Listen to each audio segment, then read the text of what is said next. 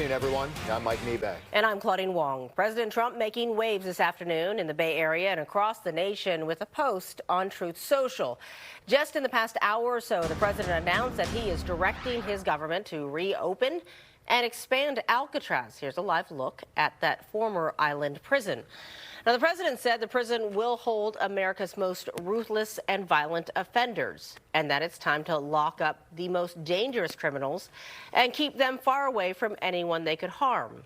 A spokesperson for the Bureau of Prisons said in a statement that the agency will comply with all presidential orders, but gave no details on how that could be accomplished. Now, in his message, the president said he is, quote, directing the Bureau of Prisons together with the Department of Justice, FBI, and Homeland Security to reopen, substantially enlarge, and rebuild Alcatraz. He added the reopening of Alcatraz will serve as a symbol of law, order, and justice. Governor Newsom's office quick to respond with just one line. Looks like it's distraction day again in Washington, D.C. Alcatraz closed back in March of 1963. The primary reason?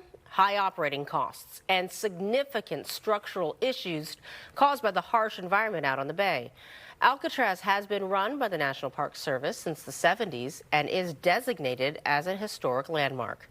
We are going to continue to cover this breaking story, and we'll have more for you tonight on the 10 o'clock news. A rallying cry this afternoon in the South Bay for 15-year-old David Gutierrez, the boy who was stabbed to death on Santana Row on Valentine's Day. Justice for David! Justice for David! Loved ones led a march right down the popular shopping district. Prosecutors say 4 of the 5 suspects in the killing are minors, and after California voters passed Proposition 57 in 2016, only a judge can decide if a juvenile should be tried as an adult. The Gutierrez family is now calling on state lawmakers to change the law.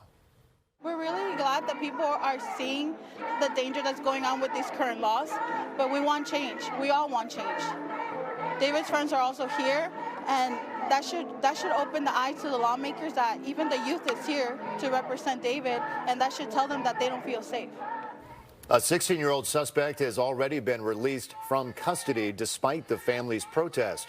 Prosecutors say the suspects have gang ties and were targeting Gutierrez over his red clothing. Oakland